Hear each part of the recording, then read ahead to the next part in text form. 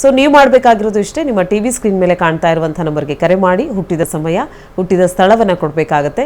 ನಿಮ್ಮ ಪ್ರಶ್ನೆಗಳು ಯಾವಾಗಲೂ ಸ್ಪಷ್ಟವಾಗಿರಲಿ, ಸ್ಫುಟವಾಗಿರಲಿ. ಇನ್ನು ಹುಟ್ಟಿದ ದಿನಾಂಕ, ಸಮಯ ಗೊತ್ತಿಲ್ಲ ಅಥವಾ ಡೌಟ್ ಇದೆ ಅನ್ನೋವಂಥವ್ರು ಪ್ರಶ್ನಾಶಾಸ್ತ್ರಕ್ಕೆ ಹೋಗೋಕ್ಕೆ ಅವಕಾಶ ಇದೆ. 1 ರಿಂದ 249 ಸಂಖ್ಯೆ ಒಳಗಡೆ ಒಂದು ಸಂಖ್ಯೆಯನ್ನು ನೀವು ಹೇಳಬೇಕಾಗತ್ತೆ. ಆ ಸಂಖ್ಯೆಯ ಆಧಾರಿತವಾಗಿ ಗುರೂಜಿಯವರು ನಿಮ್ಮ ಸಮಸ್ಯೆಗೆ ಪರಿಹಾರವನ್ನು ಒದಗಿಸಿ ಕೊಡ್ತಾರೆ. ಇನ್ನು ಜ್ಯೋತಿಷ್ಯ ಶಾಸ್ತ್ರವನ್ನು ನಾವು ಕಲ್ತ್ಕೊಳ್ಬೇಕು, ನಮ್ಮ ಭವಿಷ್ಯ ಹೇಗಿದೆ ಅಂತ ನಾವು ನೋಡ್ಕೊಳ್ಬೇಕು, ಅಥವಾ ನಮ್ಮ ಮನೆಯಲ್ಲಿ ಯಾರ್ದಾದ್ರೂ ಭವಿಷ್ಯವನ್ನು ಹೇಳಬೇಕು ಅನ್ನೋ ಒಂದು ಇಂಟ್ರೆಸ್ಟ್ ನಿಮಗಿದ್ರೆ ಖಂಡಿತವಾಗಿಯೂ ನಿಮಗೆ ಅವಕಾಶವಿದೆ, ಸುವರ್ಣ ಅವಕಾಶವಿದೆ. ಮಾರ್ಚ್ 15ನೇ ತಾರೀಕಿನಿಂದ ಕೇವಲ 15 ದಿನಗಳಲ್ಲಿ ನೀವು ಭವಿಷ್ಯವನ್ನು ಅಂದರೆ ಜ್ಯೋತಿಷ್ಯ ಶಾಸ್ತ್ರವನ್ನು ಕಲ್ತ್ಕೊಳ್ಳಿಕ್ಕೆ ಅವಕಾಶವಿದೆ. ಮಾರ್ಚ್ 15ನೇ ತಾರೀಕಿಂದ 106ನೇ ಬ್ಯಾಚ್ ಶುರುವಾಗ್ತಾ ಇದೆ. ಇದು ಆನ್ಲೈನ್ ಕ್ಲಾಸಸ್ ಆಗಿರುತ್ತೆ. ಇದ್ರ ಬಗ್ಗೆ ಡೀಟೇಲ್ ಇನ್ಫಾರ್ಮೇಷನ್ ಬೇಕು ಅನ್ನೋದಾದರೆ ನಿಮ್ಮ ಟಿವಿ ಸ್ಕ್ರೀನ್ ಮೇಲೆ ಕಾಣ್ತಾ ಇರುವಂಥ ನಂಬರ್ಗೆ ಕನೆಕ್ಟ್ ಆಗಬೇಕಾಗತ್ತೆ ಅಂತ ಹೇಳ್ತಾ ಕಾರ್ಯಕ್ರಮದಲ್ಲಿ ಒಂದು ಕರೆ ಸಿದ್ಧವಾಗಿದೆ. ನಮಸ್ತೆ ಅಮ್ಮ. ನಮಸ್ತೆ. ಯಾರ ಬಗ್ಗೆ ಕೇಳಬೇಕಾಗಿತ್ತು? ಮಗಳ ಬಗ್ಗೆ. ಹುಟ್ಟಿದ ದಿನಾಂಕ, ಸಮಯ ಹೇಳಿ. 6ನೇ ತಾರೀಕು ಜುಲೈ 2020. ಓಕೆ. ಬೆಳಿಗ್ಗೆ 10:22. 10:22. 2000ನೇ ಇಸ್ವಿ. ಯಾವ ಸ್ಥಳದಲ್ಲಿ ಹುಟ್ಟಿರೋದು? ಮೈಸೂರು. ಓಕೆ. ಯಾವ ವಿಚಾರದ ಬಗ್ಗೆ ಕೇಳಬೇಕಾಗಿತ್ತು? ಮದುವೆ ಬಗ್ಗೆ. ಮದುವೆ ಬಗ್ಗೆ. ಓಕೆ ಗುರುಗಳೇ. ನಮಸ್ಕಾರ. ನಮಸ್ತೆ ಗುರುಜಿ. ಏನು ಓದಿದ್ದಾರೆ? ಬಿ ಮಾಡಿದ್ದಾನೆ. ಬಿ. ಕೆಲಸದಲ್ಲಿದ್ದಾರಾ? ಸರ್ ಹೋಗ್ತಾ ಇದ್ದಾನೆ. ಹೋಗ್ತಾ ಇದೆ. ಈಗ ಮದುವೆ ಬಗ್ಗೆ ಏನು ಕೇಳಬೇಕು? ಅದೇ ಈಗ ಮದುವೆ ಮಾಡಬೇಕು ಅಂತ ಇದೀವಿ ಗುರುಜಿ, ಅದಕ್ಕೆ ಈಗ ಟೈಮ್ ಸರಿ ಇದೆಯಾ ಅಂತ. ಯಾವ ಟೈಮ್ ಸರಿ ಇರುತ್ತೆ ಮದುವೆ ಮಾಡೋಕ್ಕೆ ಹೇಳಿ ನೀವೇನೆ. ಹೆಂಗೆ ಗೊತ್ತಾಗುತ್ತೆ ಟೈಮ್ ಸರಿ ಇದೆ ಅಂತ? ದಶಗಳು ಬದಲಾಗ್ತಾ ಇರುತ್ತಲ್ಲ.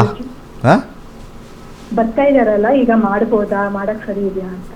ಟೈಮ್ ಸರಿ ಇದೆಯಾ? ಓಕೆ. ಜಸ್ಟ್ ಮದುವೆ ಮಾಡಬೇಕಷ್ಟೇ, ಮದುವೆ ಜೀವನದ ಬಗ್ಗೆ ಯೋಚನೆ ಇಲ್ಲ. ಹೌದು ಗುರುಜಿ, ಅದ್ರ ಬಗ್ಗೆನೇ ಇದೆ. ಅದ್ರ ಬಗ್ಗೆ ಆಮೇಲೆ ಫಸ್ಟ್ ಮದುವೆ ಆಗ್ಬಿಡ್ಲಿ, ಆಮೇಲೆ ನೋಡೋಣ. 12ನೇ ಮನೆ, 1ನೇ ಮನೆ, 10ನೇ ಮನೆ, 4ನೇ ಮನೆ, 11ನೇ ಮನೆ. ವೃತ್ತಿ ಇರ್ತಕ್ಕಂಥದ್ದು ನಿಮಗೆ ಬರ್ತಕ್ಕಂಥ ಹುಡುಗರು ಮ್ಯಾಚ್ ಆಗಲ್ಲ. ವೃತ್ತಿ ಅಂದರೆ ನಮ್ಮ ಮಗಳು ಚೆನ್ನಾಗಿದ್ದಾಳೆ, ನಮ್ಮ ಮಗಳು ಏನಂತಾರೆ ಒಳ್ಳೆಯ ಪೊಸಿಷನ್ನಿದ್ದಾರೆ, ಆ ಪೊಸಿಷನ್ಗೆ ತಕ್ಕನಾಗಿ ಹುಡುಗರು ಬರೋದು ಸ್ವಲ್ಪ ಕಷ್ಟ. ಕೇತು ದಶ ನಡೀತಾ ಇದೆ 2028ವರೆಗೂ. ಕೇತು ದಶ ವೈವಾಹಿಕ ಜೀವನಕ್ಕೆ ಹೇಗಿರುತ್ತೆ ಅಂತ ನಾವು ಮ್ಯಾರೇಜ್ಗೆ ಹಾಕಿದಾಗ ಇಲ್ಲಿ ಅಂಡರ್ಗ್ರೌಂಡಲ್ಲಿ 10-10-10 ಅಂತ ಬಂದಾಗ ತುಂಬ ಕಡೆ 10-10-10 ಕಾಂಬಿನೇಷನ್ ಇದೆ. 10-10-10 ಕಾಂಬಿನೇಷನ್ ತುಂಬ ಇದ್ದಾಗ ಈ ಕಾಂಬಿನೇಷನ್ ಯಾವಾಗಲೂ ಕೂಡ ವಿವಾಹವನ್ನು ವಿಳಂಬ ಮಾಡುತ್ತೆ. ಮನಸ್ಸಿಗೆ ಬರ್ತಾ ಇರ್ತಾರೆ ನಮಗಿಂಥದೇ ಬೇಕು ಅಂತ. ಹಾಗೆ ವಿವಾಹದಲ್ಲಿ ಈಗೋ ಕ್ಲಾಶಸ್ ಜಾಸ್ತಿ ಇರುತ್ತೆ.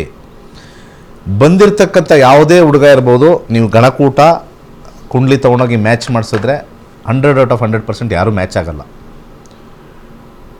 ಕೆಲವೊಂದು ಕಾಂಬಿನೇಷನ್ಗಳು ಬರುತ್ತೆ, ನೆಗೆಟಿವ್ ಇರುತ್ತೆ, ಆದರೂ ಅವ್ರ ಮನಸ್ಸು ಮೃದುವಾಗಿರುತ್ತೆ. ನೆಗೆಟಿವ್ ಕಾಂಬಿನೇಷನ್ ಇರುತ್ತೆ ಮತ್ತು ಮನಸ್ಸು ಮೃದುವಾಗಿರುತ್ತೆ. ಈ ಕಾಂಬಿನೇಷನ್ ಅವ್ರಿಗೆ ಯು ಹ್ಯಾವ್ ಟು ಫಸ್ಟ್ ಅವರಿಬ್ಬರಿಗೂ ಮಾತಾಡಿಸಿ ಲಾಂಗ್ ಟರ್ಮ್ ಒಳ್ಳೆ ರಿಲೇಷನ್ಶಿಪ್ಪಲ್ಲಿ ಇರ್ತಾರಾ ಅನ್ನೋದು ಮಾತ್ರ ಮಾತಾಡಬೇಕು. ಇಲ್ಲಿ ಕರಿಯರ್ ಓರಿಯೆಂಟೆಡ್ ಹುಡುಗಿ ನಿಮ್ಮ ಇವಳು, ನನಗೂ ಈ ಕಂಪ್ನಿ ಇದ್ದೀನಿ, ಈ ಸಂಬಳ ತೊಗೊಳ್ತೀನಿ, ಆ ಹುಡುಗ ಆ ಕಂಪ್ನಿ ಹಂಗಿರಬೇಕು ಅಂತ ಹೇಳಿದಾಗ ಕರಿಯರ್ ಓರಿಯೆಂಟೆಡಲ್ಲಿ ಮುಂದೆ ಫ್ಯೂಚರಲ್ಲಿ ಜಗಳ ಆಗಿ ಏನು ಬೇಕಾದ್ರೂ ಆಗ್ಬೋದು. ನಾನು ನೆಗೆಟಿವ್ ಮಾತಾಡಲ್ಲ. ಸೊ ಈ ಕಾಂಬಿನೇಷನ್ ಎಲ್ಲ ಡೌನ್ ಇದೆ. ನೀವು ನೋಡಿದ್ರೆ ಎಲ್ಲ ಆರೋ ಮಾರ್ಕ್ ಎಲ್ಲ ಟಿ ವಿಲಿ ನೋಡಿದ್ರೆ ಎಲ್ಲ ಡೌನ್ ಇದೆ. Almost everything is down. Danger combination for married life, not marriage. ಯಾವಾಗ ಆಗುತ್ತೆ ಬರ್ತಾ ಇದೆ. ಬುದ್ಧಿ ಇಲ್ಲ ಇವ್ರಿಗೂ ಕೂಡ. ಸುಮ್ಮನೆ ಬರ್ತಾ ಇದ್ದಾವೆ ಅಂದ ತಕ್ಷಣ ಏನು ಡಿಸೈಡ್ ಮಾಡ್ತೀರಾ? ಹುಡುಗ ಹುಡುಗಿ ಕೂರಿಸಿ ಮಾತಾಡಿಸಿ ಚೆನ್ನಾಗಿ. ನಿನ್ಗೆ ಯಾವ ಹುಡುಗ ಇಷ್ಟ ಆಗ್ತಾನೆ 6 ತಿಂಗಳು ಮಾತಾಡು, ಮಿನಿಮಮ್ 3 to 6 months. ಈ ಕಾಂಬಿನೇಷನಲ್ಲಿ ಡಿವೋರ್ಸ್ ಇದಕ್ಕೆ ಎಂಗೇಜ್ಮೆಂಟ್ಗೆ ಹೋಗಬಾರ್ದು, ಡೈರೆಕ್ಟ್ ಮ್ಯಾರೇಜ್. ಓಕೆ. ಸೊ ಅಲ್ಲಿ ಅವರಿಗೆ ಕಾಂಪಿಟಬಿಲಿಟಿ ಅಂದರೆ ಇದೇನೆ. ಮ್ಯಾರೇಜ್ ಕಾಂಪಿಟಬಿಲಿಟಿ ಅಂದರೆ first understand your self. Long term 70 ವರ್ಷ 80 ವರ್ಷ. ಯಾಕಂದ್ರೆ ಮದುವೆ ಮಾಡೋದು ಯಾರ್ಯಾರು ಮಾಡ್ತಾರೆ, ಆ ಮಾಡ್ತಕ್ಕಂಥ ಪೋಷಕರ ತಲೆಯಲ್ಲಿ ಏನಿರುತ್ತೆ, ಇವು ಚೆನ್ನಾಗಿರಬೇಕು, ನಗ್ನಗ್ತಾ ಇರಬೇಕು, ಖುಷಿಯಾಗಿರಬೇಕು ಅನ್ನೋದು ಫಸ್ಟ್ ಪಾಯಿಂಟ್ ಇರುತ್ತೆ. ಅವಳು ಚೆನ್ನಾಗಿ ದುಡ್ಡು ಮಾಡಲಿ, ಇವಳು ಚೆನ್ನಾಗಿ ದುಡ್ಡು ಮಾಡಿ, ಇವನು ಚೆನ್ನಾಗಿ ದುಡ್ಡು ಮಾಡಲಿ, ಆಮೇಲೆ ಕಾರ್ ತೊಗೊಳ್ಳಿ, ಬಂಗ ಕಿತ್ತಾಡ್ತಾ ಇರಲಿ ಅಂತ ಯಾರು ಹೇಳಲ್ಲ. ನೀವು ಏನು ಬಂದರೂ ಏನು ಬಂದಿಲ್ಲ ಅಂದರೆ ಇಬ್ಬರು ಚೆನ್ನಾಗಿರಿ ಅಂತಲೇ ಹೇಳೋದೆಲ್ಲನೂ. ಆ ಪಾಯಿಂಟ್ನ ಪೋಷಕರ ತಲೆಯಲ್ಲಿ ಇಟ್ಕೋಬೇಕು, ಅದ್ರ ಮೇಲೆ ಬರುತ್ತೆ. ಇದರಲ್ಲಿ ಕಾಂಬಿನೇಷನಲ್ಲಿ ಸ್ವಲ್ಪ ನೆಗೆಟಿವಿಟಿ ಜಾಸ್ತಿ ಇರೋದ್ರಿಂದ ಇಲ್ಲಿ ಸ್ವಲ್ಪ ಕಷ್ಟ, ಪರಿಹಾರ ಕೊಡೋದು ಕಷ್ಟ. ಹವಳನ ಧರಿಸೋಕ್ಕೆ ಸಜೆಸ್ಟ್ ಮಾಡ್ತೀನಿ. ಮಾಡಿ, ಯಾವ ಟೈಮ್ ಬೇಕಾದ್ರೂ ಮಾಡಿ, ಯಾಕೆಂದರೆ ಎಲ್ಲ ಟೈಮು ಒಂದೇ ಥರ ಇದೆ. ಮುಂದಿನ ಕರೆಗೆ ಹೋಗೋಣ ಇದ್ದರೆ. ಓಕೆ. ಕಾರ್ಯಕ್ರಮಕ್ಕೆ ಕರೆ ಮಾಡಿದ್ದಕ್ಕಾಗಿ ಧನ್ಯವಾದಗಳು. ವೀಕ್ಷಕರೇ, ಇವತ್ತಿನ ಕಾರ್ಯಕ್ರಮದ ಮುಖಾಂತರವಾಗಿ ಒಂದಷ್ಟು ಮಾಹಿತಿಯನ್ನು ಗುರುಗಳು ನಮಗೆ ನೀಡ್ತಾ ಇದ್ದಾರೆ. ಇನ್ನು ಇವತ್ತಿನ ದಿನ ವಿಶೇಷತೆಯಲ್ಲಿ ಗಣಕೂಟಗಳ ಬಗ್ಗೆ ಗುರುಜಿಯವರು ನಮಗೆ ಒಂದಷ್ಟು ಮಾಹಿತಿಯನ್ನು ನೀಡ್ತಾ ಇದ್ರು. ನಿನ್ನೆಯ ಸಂಚಿಕೆಯಲ್ಲೂ ಕೂಡ ಇದೇ ವಿಚಾರವಾಗಿ ನಾವು ಮಾತಾಡಿದ್ವಿ. ಹಾಗೆ ಅದಕ್ಕೆ ತಕ್ಕಂತೆ ಇವತ್ತಿನ ಕಾಲರ್ಸ್ ಕೂಡ ಮದುವೆ ವಿಚಾರವಾಗಿ ಒಂದಷ್ಟು ಕಾಲ್ಗಳು ಬಂದಿದೆ, ಹೆಚ್ಚಿನ ಕಾಲ್. ಸೊ ಗಣಕೂಟಗಳಿಗೂ ಮದುವೆಗೂ ಏನು ಒಂದು ಸಂಬಂಧ ಗುರುಗಳೇ, ಏನು ಹೇಳ್ತೀರಾ? ಭಾಳ ಹಿಂದೆ ಬರೀ ಬೇಸಿಕ್ ನೆಸೆಸಿಟಿ ಇತ್ತು. ಆ ಬೇಸಿಕ್ ನೆಸೆಸಿಟಿ ಇದ್ದಾಗ ಗಣಕೂಟಗಳು ಒಂದು ರೀತಿ ವರ್ಕ್ ಆಗ್ತಾ ಇತ್ತು.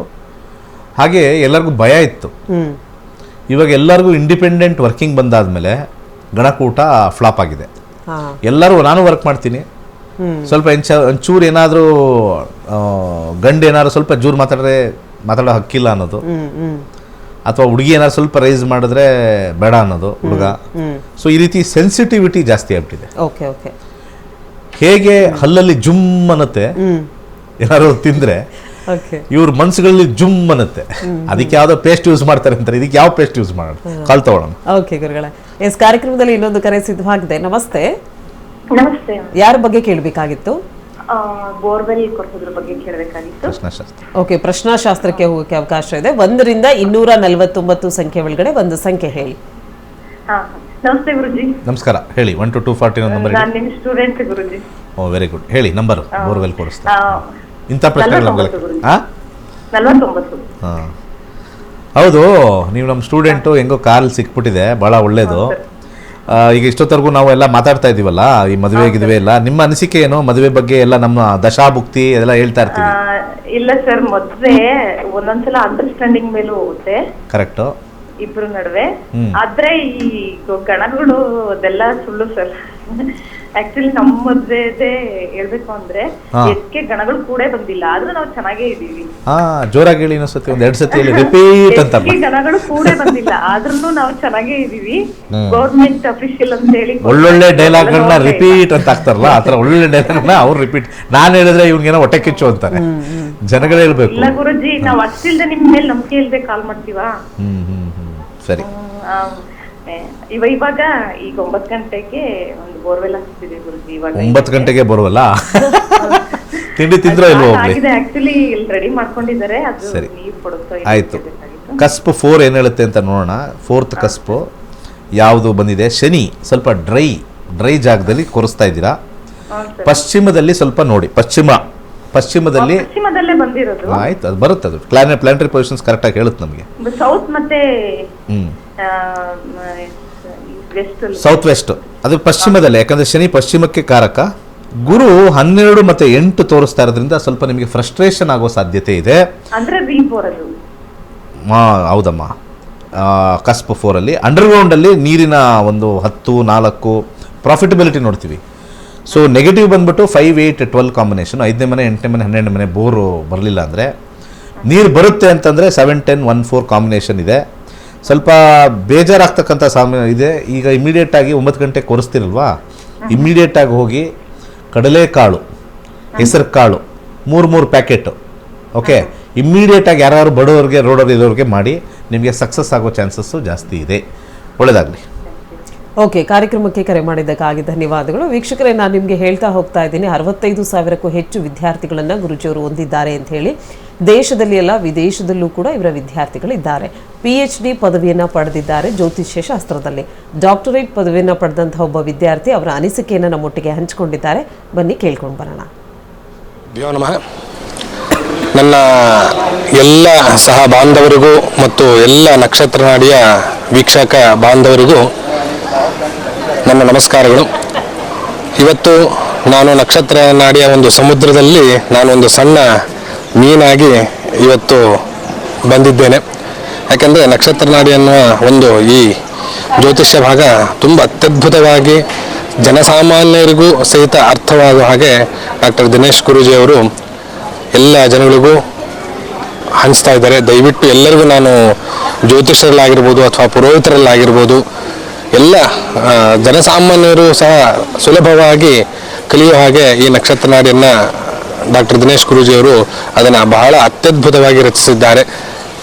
ನಾನು ಒಂದು ಅವರ ಬೇಸಿಕ್ ಕ್ಲಾಸ್ನಿಂದ ಹಿಡಿದು ಅಗ್ನಿಹೋತ್ರ ಆಗಿರ್ಬೋದು, ಕವಡೆ ಶಾಸ್ತ್ರ ಆಗಿರ್ಬೋದು, ಅಥವಾ ಇವತ್ತಿನ ಒಂದು PhD ಪ್ರೋಗ್ರಾಮ್ ಅಂದರೆ ವೇದಿಕ್ ಅಸ್ಟ್ರಾಲಜಿ ಆಗಿರ್ಬೋದು, ಇಲ್ಲಿವರೆಗೂ ನಾನು ಬಂದು ಮುಟ್ಟಿದ್ದೇನೆ. ಅದಕ್ಕೆ ದಯವಿಟ್ಟು ಎಲ್ಲರಲ್ಲೂ ನಾನು ಕೇಳುವುದು ಏನಂತಂದರೆ, ವಿದ್ಯೆ ಬಹಳ ಮುಖ್ಯವಾಗಿರುವಂಥದ್ದು. ಅದು ಜ್ಯೋತಿಷ್ಯಶಾಸ್ತ್ರ ಪ್ರತಿ ಹುಟ್ಟಿನಿಂದ ಹಿಡಿದು ಸಾಯುವವರೆಗೂ ಸಹಿತ ಪ್ರತಿಯೊಂದು ಹಂತದಲ್ಲೂ ಜ್ಯೋತಿಷ್ಯಶಾಸ್ತ್ರ ಬಹಳ ಮುಖ್ಯವಾಗಿರುತ್ತದೆ. ದಯವಿಟ್ಟು ಎಲ್ಲರಲ್ಲೂ ನನ್ನದೊಂದು ವಿನಂತಿ, ಅದು ಎಸ್ಪೆಷಲಿ ನಾನು ಕೇಳೋದೇನಂತಂದರೆ ಪುರೋಹಿತರು ಮತ್ತು ಒಂದು ಜ್ಯೋತಿಷ್ಯ ಶಾಸ್ತ್ರ. ಯಾಕಂದರೆ ಅವರು ಜನಗಳಿಗೆ ಹುಟ್ಟಿನಿಂದ ಸಾಯೋವರೆಗೂ ಅವರವರಿಗೆ ಒಂದು ಮಾರ್ಗದರ್ಶನ ಕೊಡುವಂಥವರು ಬಹಳ ವಿಶೇಷವಾಗಿ ಪುರೋಹಿತರು. ಅಂಥವರು ದಯವಿಟ್ಟು ಈ ಜ್ಯೋತಿಷ್ಯ ಶಾಸ್ತ್ರವನ್ನು ಕಲಿತು ಜನರಿಗೆ ಸನ್ಮಾರ್ಗವನ್ನು ತಿಳಿಸಬೇಕು. ಆ ಸನ್ಮಾರ್ಗವನ್ನು ತಿಳಿಸುವಂತಹ ಜಾಗ ಈ ನಕ್ಷತ್ರ ನಾಡಿ ಎನ್ನುವ ಒಂದು ಈ ದೊಡ್ಡದಾದಂತಹ ಒಂದು ಸ್ಟೇಜ್ ನಿಮಗೆ ನಿರ್ಮಾಣವಾಗಿದೆ. ದಯವಿಟ್ಟು ಎಲ್ಲರೂ ಬಂದು ಈ ಜ್ಯೋತಿಷ್ಯ ಶಾಸ್ತ್ರವನ್ನು ಕಲಿತು ಜನರಿಗೆ ಒಂದು ಸನ್ಮಾರ್ಗವನ್ನು ತೋರಿಸಬೇಕು ಅಂತೇಳಿ ನಾನು ಈ ಮುಖಾಂತರ ವಿನಂತಿಯನ್ನು ಮಾಡ್ತಾ ಇದ್ದೇನೆ. ವೀಕ್ಷಕರೇ, ಕೇಳಿಸ್ಕೊಂಡ್ರಿ ಅಲ್ವಾ? ನಕ್ಷತ್ರ ನಾಡಿ ಕಾರ್ಯಕ್ರಮವನ್ನು ವೀಕ್ಷಣೆ ಮಾಡಿ ಅದರಿಂದ ಪ್ರೇರೇಪಣೆಯನ್ನು ಪಡೆದಂತಹ ವಿದ್ಯಾರ್ಥಿಗಳು PhD ಪದವಿಯನ್ನು ಕೂಡ ಪಡೆದಿದ್ದಾರೆ, ಡಾಕ್ಟರೇಟ್ ಪದವಿಯನ್ನು ಪಡೆದಿದ್ದಾರೆ ಜ್ಯೋತಿಷ್ಯ ಶಾಸ್ತ್ರದಲ್ಲಿ. ಸೊ ನೀವು ಕೂಡ ಜ್ಯೋತಿಷ್ಯ ತರಗತಿಗಳಿಗೆ ಅಟೆಂಡ್ ಆಗಬೇಕು. ನನ್ನ ಭವಿಷ್ಯ ಹೇಗಿದೆ ಅನ್ನೋದನ್ನು ನೋಡ್ಕೊಳ್ಬೇಕು. ವಾಸ್ತವತೆಯ ಬಗ್ಗೆ ಮತ್ತು ಭವಿಷ್ಯದ ಬಗ್ಗೆ ಒಂದಷ್ಟು ಮಾಹಿತಿಯನ್ನು ಜಾತಕದ ಮುಖಾಂತರವಾಗಿ ತಿಳ್ಕೊಳ್ಬೇಕು ಅನ್ನೋವಂಥ ಇಂಟ್ರೆಸ್ಟ್ ಏನಾದರೂ ಇದ್ದರೆ ನೀವು ಮಾಡಬೇಕಾಗಿರೋದು ಇಷ್ಟೇ. ಮಾರ್ಚ್ 15ನೇ ತಾರೀಕಿನಿಂದ ಆನ್ಲೈನ್ ಕ್ಲಾಸಸ್ ಕಂಡಕ್ಟ್ ಮಾಡ್ತಾ ಇದ್ದಾರೆ ಗುರುಗಳು. ಕೇವಲ 15 ದಿನಗಳ ಒಳಗಾಗಿ ನೀವು ಜ್ಯೋತಿಷ್ಯವನ್ನು ಕಲಿತ್ಕೊಳ್ಳಿಕ್ಕೆ ಅವಕಾಶವಿದೆ. ಸೊ ಇದ್ರ ಬಗ್ಗೆ ಹೆಚ್ಚಿನ ಮಾಹಿತಿ ಬೇಕು, ನಿಮ್ಮ ಹೆಸರನ್ನು ನೋಂದಾಯಿಸ್ಕೊಳ್ಬೇಕು ಅಂದರೆ ನೀವು ಮಾಡಬೇಕಾಗಿರೋದು ಇಷ್ಟೇ. ನಿಮ್ಮ TV ಸ್ಕ್ರೀನ್ ಮೇಲೆ ಕಾಣ್ತಾ ಇರುವಂಥ ನಂಬರ್ಗೆ ಕರೆ ಮಾಡಬೇಕಾಗತ್ತೆ. ಹೆಚ್ಚಿನ ಮಾಹಿತಿಯನ್ನು ನೀವು ಪಡ್ಕೊಳ್ಬಹುದಾಗಿದೆ. ಇನ್ನು ಗುರುಗಳು, ಜ್ಯೋತಿಷ್ಯ ಶಾಸ್ತ್ರ ಅನ್ನೋದು ಎಷ್ಟು ಮುಖ್ಯವಾಗುತ್ತೆ ಅಂತ ನಮಗೆ ತಿಳಿಸಿ. ಎಲ್ಲರಿಗೂ ಆಸೆ ಅನ್ನೋದೊಂದು ಇದೆಯಲ್ಲ, ಈ ತಿಂಗಳಿನ ಆಸೆ, ದಿನದ ಆಸೆ, ತಿಂಗಳಿನ ಆಸೆ, ವರ್ಷದ ಆಸೆಗಳು ಇದ್ದೇ ಇರುತ್ತೆ. ಯಾರಿಗೆ ಆಸೆ ಇರಲ್ಲ? ಆಸೆ ಹಲವಾರು ಇರ್ತಕ್ಕಂಥದ್ದು. ನಾವು ಇಂಡಿವಿಜುವಲ್ ಆಗಿದ್ದಾಗ ನಮ್ಮ ಕೆಲಸದ ಆಸೆ, ದುಡ್ಡು ಮಾಡೋ ಆಸೆ, ಬಿಸ್ನೆಸ್ ಮಾಡೋ ಆಸೆ. ನಾವು ಮದುವೆ ಆದಮೇಲೆ ಮಕ್ಕಳ ಮೇಲೆ ಆಸೆ, ಮಕ್ಕಳು ಏನಾಗ್ತಾರೋ ಅನ್ನೋ ಒಂದು ಭಯ ಮತ್ತು ಆಸೆ. ಈ ಭಯ ಮತ್ತು ಆಸೆಯ ನಡುವೆ ಇರ್ತಕ್ಕಂಥದ್ದೇ ಜ್ಯೋತಿಷ್ಯ. ತುಂಬ ಜನ ಇದನ್ನು ಅರ್ಥ ಮಾಡ್ಕೊಳ್ಳಲ್ಲ. ಭಯ ಮತ್ತು ಆಸೆ ನಡುವೆ ಇರ್ತಕ್ಕಂಥದ್ದೇ ಜ್ಯೋತಿಷ್ಯ. ಭಯವನ್ನು ಈಗ ಓಡಿಸುತ್ತೆ, ಆಸೆ ಇದೆಯಾ ಅಂತ ಅದು ಹೇಳ್ಬಿಡುತ್ತೆ. So that is what is a neutral subject. ಯಾರ್ಯಾರು ಈ ಜ್ಯೋತಿಷ್ಯ ಕಲಿತಾರೆ 15 ದಿವಸ, ಇವತ್ತು ಬಂದು ನಮ್ಮ ಪ್ರತಿ ದಿವಸ ಎಷ್ಟು ಜನ ಹೇಳ್ತಾ ಇದ್ದಾರೆ. ಕರೆ ಮಾಡೋರು ಕೆಲವರು ಮಾತ್ರ ಬರ್ತಾರಷ್ಟೇ, ಎಲ್ಲರೂ ಕರೆ ಮಾಡಿದವರೆಲ್ಲ ಬರಲ್ಲ. ಯಾಕೆ ಅಂತಂದರೆ ಲ್ಯಾಕ್ ಆಫ್ ಅವ್ರಿಗೆ ಕಾನ್ಫಿಡೆನ್ಸ್ ಲೈಫಲ್ಲಿ. ಕಾನ್ಫಿಡೆನ್ಸ್ ಇರೋರು ಜ್ಯೋತಿಷ್ಯನ ಕೇಳಿ ತಿಳ್ಕೊಳ್ಳೋರು. ಆಸೆ ಇದೆ, ಭಯನೂ ಇದೆ, ಆಸೆನೂ ಇದೆ. ಆದರೆ ಈ ಭಯ ಮತ್ತು ಆಸೆ ಹೋಗೋಕ್ಕೆ ಜ್ಯೋತಿಷ್ಯ ಹೆಲ್ಪ್ ಮಾಡುತ್ತೆ ಅಂತ ಹೇಳಿದ್ದೀನಿ. ಬಟ್ ಜ್ಯೋತಿಷ್ಯ ಬಂದು ಕಲಿದೇ ಇರೋ ಕಾರಣ ಕಾನ್ಫಿಡೆನ್ಸ್ ಇಲ್ಲ ಅವ್ರಿಗೆ. ಯಾಕೆ ಕಾನ್ಫಿಡೆನ್ಸ್ ಇಲ್ಲ? ಸೋಷಿಯಲ್ ಪ್ರೆಷರ್ ಇರ್ಬೋದು. ಯಾರಾದ್ರು ಜ್ಯೋತಿಷ್ಯ ಕಲಿಯಕ್ಕೆ ಹೋಗ್ತಾ ಇದ್ದೀನಿ ಅಂತಂದರೆ ನಿನಗೇನು ಮಾಡೋಕ್ಕೆ ಕೆಲಸ ಇಲ್ವಾ ಅಂತ ಮಾತಾಡ್ತಾರೆ. ಅವ್ರವ್ರ ಲೈಫ್ನ ಎಷ್ಟೋ ವಿಚಾರಗಳು ಸೇವ್ ಮಾಡುತ್ತಿದ್ದು. ಫೇಟ್ನ ಚೇಂಜ್ ಮಾಡೋಕ್ಕಾಗಲ್ಲ. ನಾನು ಅವಾಗಲೇ ಹೇಳ್ದಂಗೆ ಭಯ ಮತ್ತು ಆಸೆ ಕರೆಕ್ಷನ್ ಕೊಡುತ್ತದು. ಭಯ ಇದೆಯಾ ಕ್ಯಾನ್ಸಲ್ ಮಾಡಿಸುತ್ತೆ, ಆಸೆ ಇದೆಯಾ ಎಸ್ ಆರ್ ನೋ ಹೇಳ್ಬಿಡುತ್ತೆ, ಎರಡಕ್ಕೂ. ಸೊ ಇಂಥ ವಿಚಾರದಲ್ಲಿ ಜ್ಯೋತಿಷ್ಯ ಕಲಿತಾಗ ಆಯಾ ಸಮಯಕ್ಕೆ ಆಯಾ ಸಂದರ್ಭಕ್ಕೆ ಒಂದೊಂದು ವಿಚಾರಗಳು ಬರ್ತಾ ಇರುತ್ತೆ. ಎಜುಕೇಷನ್ ಮಾಡೋ ಟೈಮಲ್ಲಿ ಬರ್ತಕ್ಕಂಥ ಆಸೆಗಳೇ ಬೇರೆ, ಭಯನೇ ಬೇರೆ. ಡಿಗ್ರಿಲಿ ಮಾಡ್ತಾ ಇರ್ತಕ್ಕಂಥ ಸಮಯದಲ್ಲಿ ಬರ್ತಕ್ಕಂಥ ಆಸೆ ಭಯ ಬೇರೆ. ಡಿಗ್ರಿ ಮುಗಿದ ಮೇಲೆ ಜಾಬ್ ವಿಚಾರದಲ್ಲೋ ಬಿಸ್ನೆಸ್ ವಿಚಾರದಲ್ಲೋ ಬರ್ತಕ್ಕಂಥ ಆಸೆ ಮತ್ತು ಭಯನೇ ಬೇರೆ. ಜಾಬ್ ಜಾಯಿನ್ ಆದಮೇಲೆ ನಾನು ಈ ಕಂಪ್ನಿ ಇರಬೇಕಾ, ಇನ್ನೊಂದು ಕಂಪ್ನಿ ಇರಬೇಕಾ, ಇಲ್ಲಿ ಭಯ ಮತ್ತು ಆಸೆಗಳೇ ಬೇರೆ. ಮದುವೆ ಹೋಗೋ ಟೈಮಲ್ಲಿ ಯಾರನ್ನು ಸೆಲೆಕ್ಟ್ ಮಾಡಬೇಕು ಅನ್ನೋ ಆಸೆ ಮತ್ತು ಭಯ ಎರಡನ್ನೂ ಕೂಡ ಬರ್ತಕ್ಕಂಥದ್ದು. ಹೀಗೆ ಹಲವಾರು ವಿಚಾರದಲ್ಲಿ ಆಸೆ ಮತ್ತು ಭಯ ಎರಡಕ್ಕೂ ಆನ್ಸರ್ ಅಸ್ಟ್ರಾಲಜಿ ಕೊಡುತ್ತೆ. ಆದರೆ ನೀವು ಕಲಿಬೇಕು ಅಂತಂದರೆ ನಿಮಗೆ ಕಾನ್ಫಿಡೆನ್ಸ್ ಇದ್ದರೆ ಮಾತ್ರ ಬರ್ತೀರಾ. ಅದ್ರ ಜೊತೆಗೆ ದೈವ ಪ್ರೇರಣೆ ನಿಮಗಿರಲೇಬೇಕು. ಜ್ಯೋತಿಷ್ಯ ಅಷ್ಟು ಈಸಿ ಅಲ್ಲ, ಆರ್ಡಿನರಿ ಅಲ್ಲ. ಅಷ್ಟು 1000 ಜನ ನೋಡ್ಬೋದು, ಕಲ್ತ್ಕೊಳ್ಬೋದು ಅನ್ನೋದು. ಅವ್ರಿಗೆ ಏನಾದ್ರು ನಿಮಗೆ ನೆಗೆಟಿವ್ ಮೈಂಡ್ ಇತ್ತು ಅಂತಂದರೆ 4 ಜನ ಬಂದು ಸೇರ್ಬೇಡ ಅಂದ್ಬಿಡ್ತಾರೆ. ಅಲ್ಲೇ ನಿಮ್ಮ ಅದೃಷ್ಟ ಕಳ್ಕೊಂಡ್ರಿ.